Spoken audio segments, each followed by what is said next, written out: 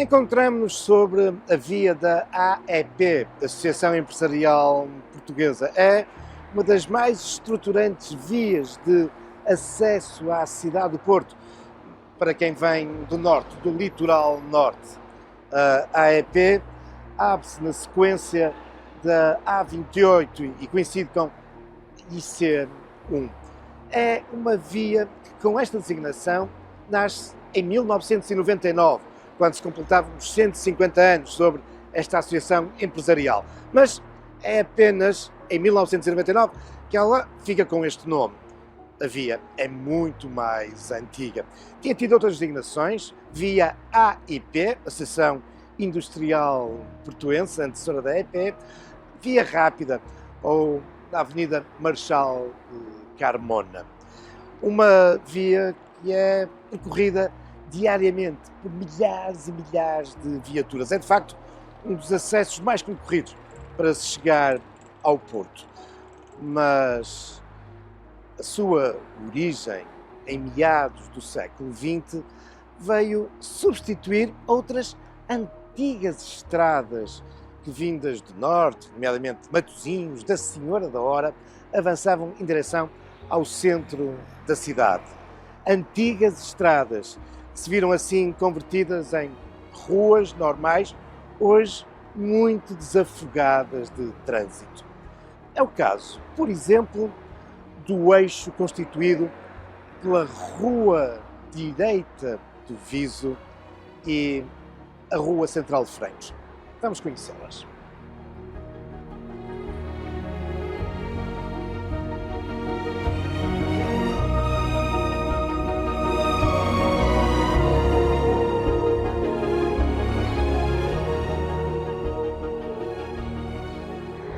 Sim, durante séculos, para quem vinha do norte litoral, de Viana, da Póvoa, de Matosinhos e se dirigia para o Porto, o acesso através da Senhora da Hora era uma das vias concorridas. E por isso, aqui, a Rua Direita do Viso fazia parte dessa entrada no Porto. Importa dizer que até 1895 nós aqui ainda não estávamos no Porto, mas sim no concelho de Bouças, atual Matosinhos. Foi exatamente a abertura da Estrada da Circunvalação, em 1895, que fez com que a freguesia de Ramalde, juntamente com a de Aldoar e Navogilde, passassem a integrar a cidade. Mas o Porto, o centro da cidade, continuava muito longe e era através desta rua, essa antiga estrada, que se dirigia para o centro da cidade, a Rua Direita do Viso. Uma rua que, apesar daqui, neste início, a partir da circulação, ser relativamente retilíneo, mas não é assim tão direita quanto isso. Afinal, a maior parte das ruas direitas deste nosso país. Esta designação direita tem mais a ver com direta. Era a rua direita, em muitos casos, à igreja, ao centro da povoação. Neste caso, a rua que avançava diretamente para o Viço.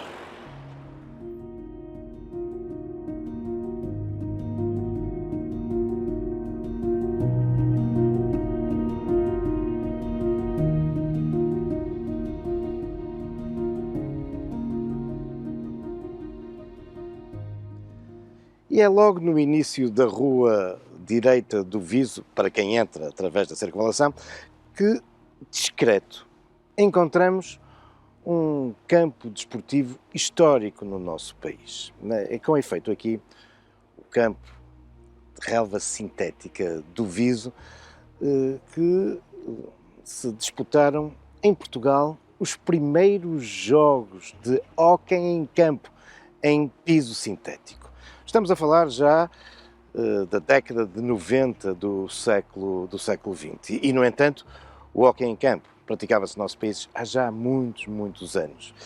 E não foi por acaso que o primeiro campo de relva sintética, que veio permitir todo um desenvolvimento da prática dessa modalidade em Portugal, mas dizíamos, não foi por acaso que o primeiro campo de relva sintética nasce aqui em Ramalde. Isto porque existe uma longa tradição da prática desta modalidade esportiva na freguesia, muito por influência da comunidade inglesa. Não nos podemos esquecer que aquela que era a maior ou uma das maiores unidades industriais têxteis da cidade, a fábrica William Graham, ficou popularmente conhecida como a fábrica dos ingleses, junto à Avenida da Boa Vista, onde se depois vai desenvolver a urbanização William Graham, popularmente conhecida como Foco, mas dizia-os, além da unidade industrial e do seu pequeno bairro operário, havia também as residências sumptuosas dos dirigentes, dos técnicos da fábrica, ingleses, e que praticavam o hóquei em campo, o que fez com que, desde muito cedo, os jovens da freguesia, procurando imitar os ingleses, desenvolvessem também este jogo. Aliás, nas últimas décadas as coisas foram-se alterando, mas durante muito tempo, enquanto no resto da cidade do Porto os miúdos jogavam, improvisavam jogos de futebol, aqui em Ramalde, para desespero dos lavradores, a miudagem arrancava volta e meia as couves e com os troços de couves improvisavam os sticks com que se jogava o hóquei em campo um pouco por todo o lado. E assim emergiram grandes equipas e clubes dedicados a esta modalidade, com destaque para o Ramaldense e mais tarde para o Viso. E foi exatamente aqui, no Viso, no pelado do Viso, que acabou por surgir este campo sintético, que entretanto passou a ser tutelado pela Câmara Municipal do Porto. Campo sintético do Viso, aqui junto desta antiga estrada de acesso ao centro do Porto.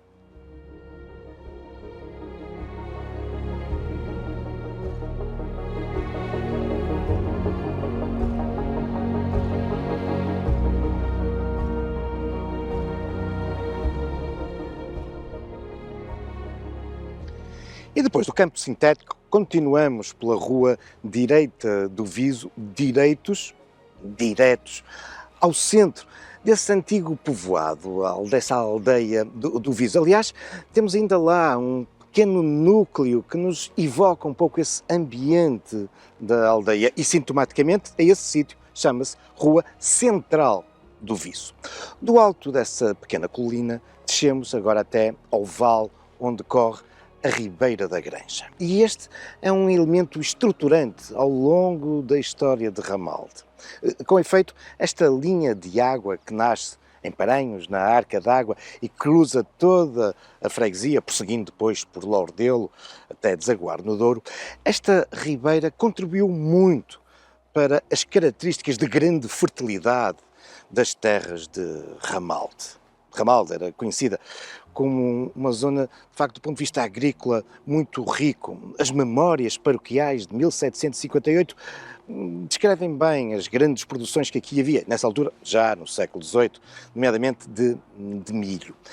E esta fertilidade deu origem a grandes propriedades, como é o caso da Quinta da Prelada dos Noronha e Menezes, ou o caso da Casa e Quinta de Ramalde, ou aqui, neste lugar onde nos encontramos abaixo do Viso, da Quinta do Rio. Belíssimo edifício no seu aspecto atual, já muito marcado pelo barroco do século XVIII, intervenções do século XIX, e com uma designação que tem tudo a ver com a circunstância de aqui, à sua porta, correr a Ribeira da Granja, que aqui recebe uma outra pequena linha que vem do outro lado da circunvalação, já do vizinho concelho de Matosinhos, engrossando aqui o caudal da Ribeira da Granja, que sabemos também que, contribuindo para a fertilidade e riqueza destas terras, sabemos também, através dessas memórias paroquiais de 1758, que fazia mover um grande número de moinhos e azenhas. E aqui, neste lugar, encontramos as ruínas de uma dessas antigas azenhas.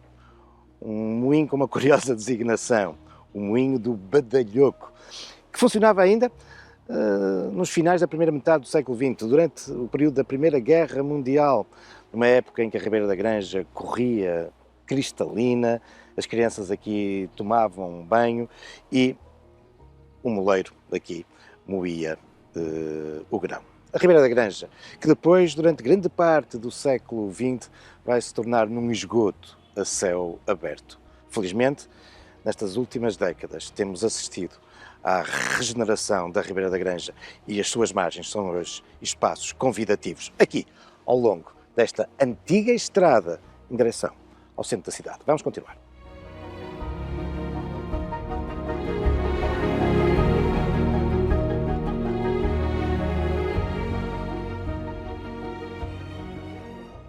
Continuando a avançar por esta antiga estrada, chegamos agora a Ramal do Meio. Aliás, a rua deixou de se chamar Rua Direita do Viso e passou a designar-se mesmo como Rua de Ramal do Meio.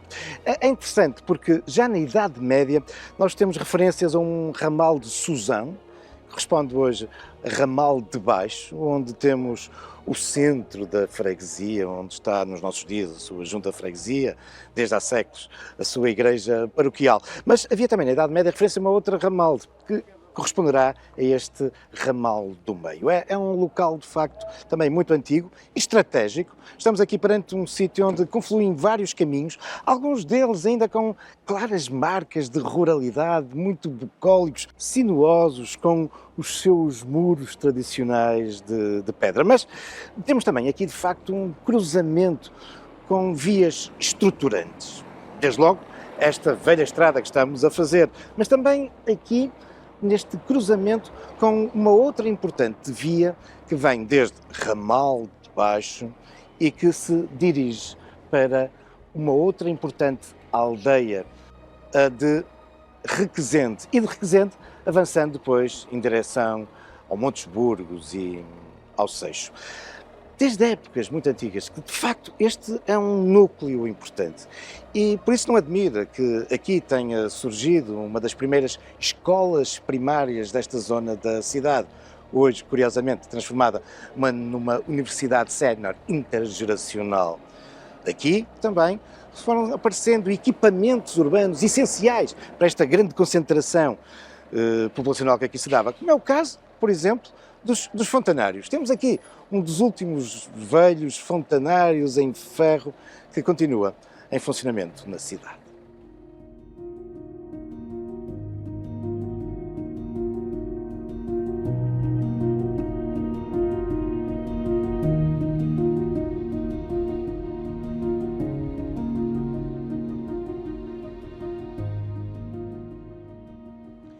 E prosseguimos esta nossa viagem por esta antiga estrada que agora ganhou uma nova designação, a Rua Central de Francos. Deixamos já para trás Ramal do Meio.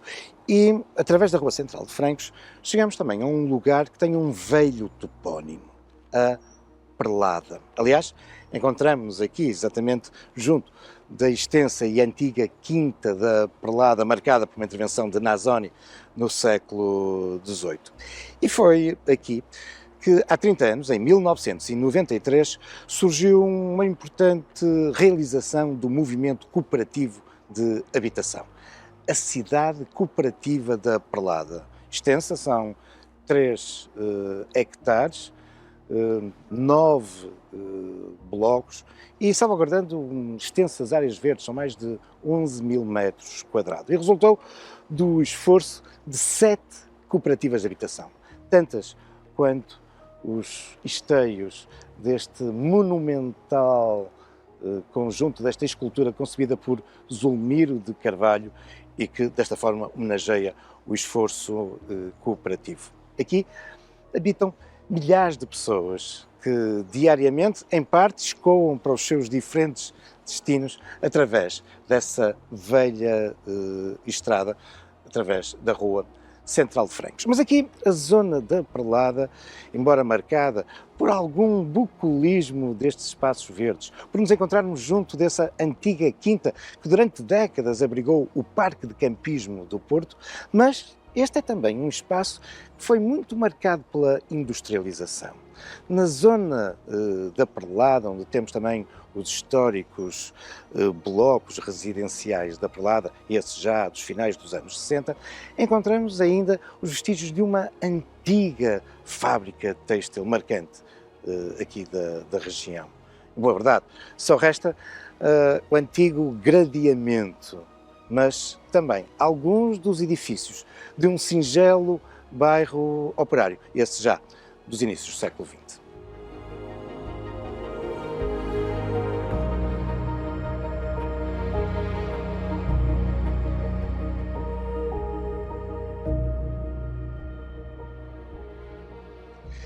E a Rua Central de Francos conduziu-nos mesmo até ao centro de Francos, isto é, até este antigo cruzamento, onde sintomaticamente a outra rua se chama Rua Direita de Francos, porque, uma vez mais, era uma artéria que nos conduzia de um modo direto até ao centro de Francos. Para quem vinha, nomeadamente, de Ramal de baixo, do centro da freguesia, ou então para quem vinha do Carvalhido. Esta era a rua direita para Francos. Um topónimo muito curioso, este Francos. É no mínimo tentador pensarmos que ele poderá andar associado a antigas propriedades de cavaleiros francos. Isto porque já na Idade Média o topónimo nos aparece. Francos é de facto uma das áreas mais antigas de Ramalde, e sabendo nós do papel importante que cavaleiros francos tiveram no processo da Reconquista, o caso mais famoso é obviamente o de Dom Henrique, o pai de Afonso Henriques, bom, como vos dizia, é no mínimo tentador pensarmos que este Francos poderá andar associado a essas origens medievais. Mas a nossa estrada não termina aqui. A estrada prossegue. E prossegue através de uma artéria muito especial. A Rua do Monte de Ramalde.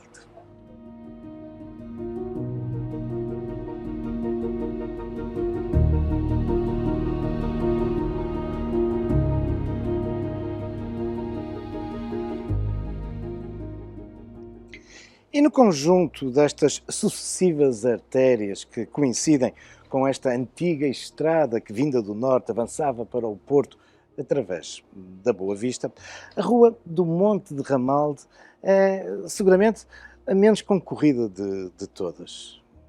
E, no entanto, a situação era bem diferente nos finais do século XIX, quando o Monte de Ramalde era caracterizado por um intenso tráfego.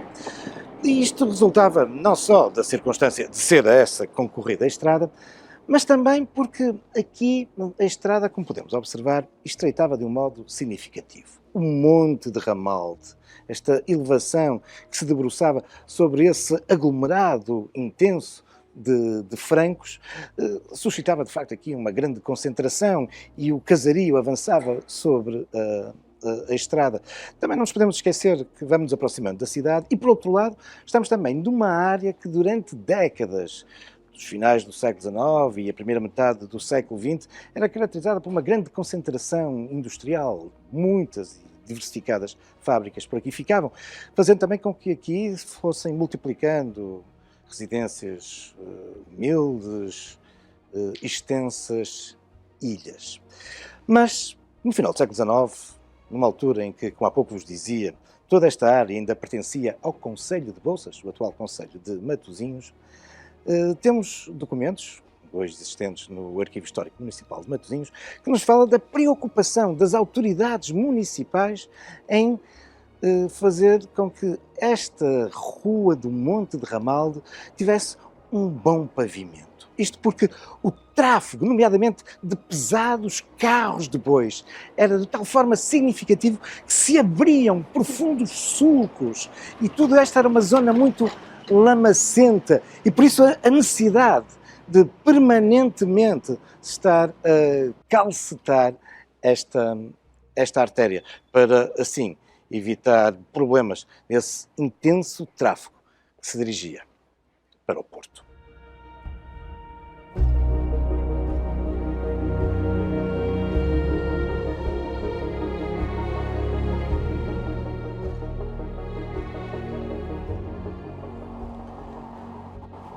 Nos nossos dias, a velha estrada termina aqui, na base do Monte de Ramalde, cortada pela antiga linha ferroviária, o comboio do Porto à Póvoa, e nos nossos dias, como ainda agora vimos, pela passagem do metro do Porto. Somos, por isso, travados por esse obstáculo. Mas não é ele que está na origem do curioso topónimo que aqui marca esta zona, a Travagem. Há também muita gente que pensa que a travagem resultaria do facto de, no passado, aproximando-se do apiadeiro de Francos, os comboios começavam aqui a travar. Nada disso. Este interessante topónimo aqui junto à antiga estrada, hoje do Monte de Ramalde, tem uma origem muito mais significativa. Temos que recuar a 1832 e 1833, ao cerco do Porto, esse instante decisivo na história de Portugal contemporâneo, o momento crucial no confronto entre os absolutistas, que cercavam a cidade, e aqueles que defendiam um regime parlamentar assente numa Constituição, os liberais de Dom Pedro IV. Sim, foi um momento fundamental. Foi da resistência da cidade durante 13 meses a esse cerco que os ideais liberais acabaram por vencer. Mas foi preciso vencer esse cerco, conseguir resistir aos ataques praticamente diários, aos bombardeamentos, e porque a cidade estava cercada, às dificuldades também de abastecimento, de fome, às doenças que proliferaram dentro do Porto. E sim, a essas sistemáticas tentativas dos absolutistas em cruzar a linha defensiva e entrar na cidade. Mas a isso os portuenses e os liberais foram resistindo. Aqui, por exemplo, conseguiram travar uma dessas grandes ofensivas absolutistas. E desse facto resultou então a travagem.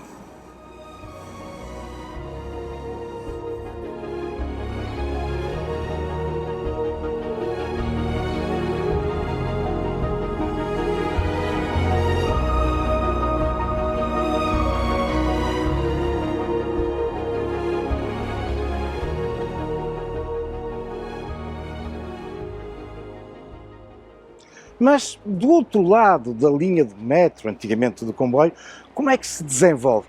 Como é que se desenvolvia essa antiga estrada? Em boa verdade, hoje já não temos vestígios dessa artéria, porque nos finais do século XIX ela foi totalmente sacrificada, porque o seu leito coincidia com o espaço onde vai ser aberta outra das estratégicas vias de acesso ao Porto, a Rua de 5 de Outubro.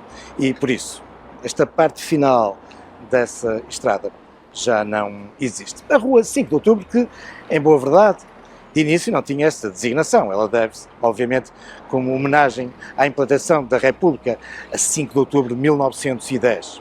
Anteriormente, ela tinha sintomaticamente uma designação que evocava um membro da família real. Mas isso são já outros factos, também algumas lendas, futuros caminhos da história.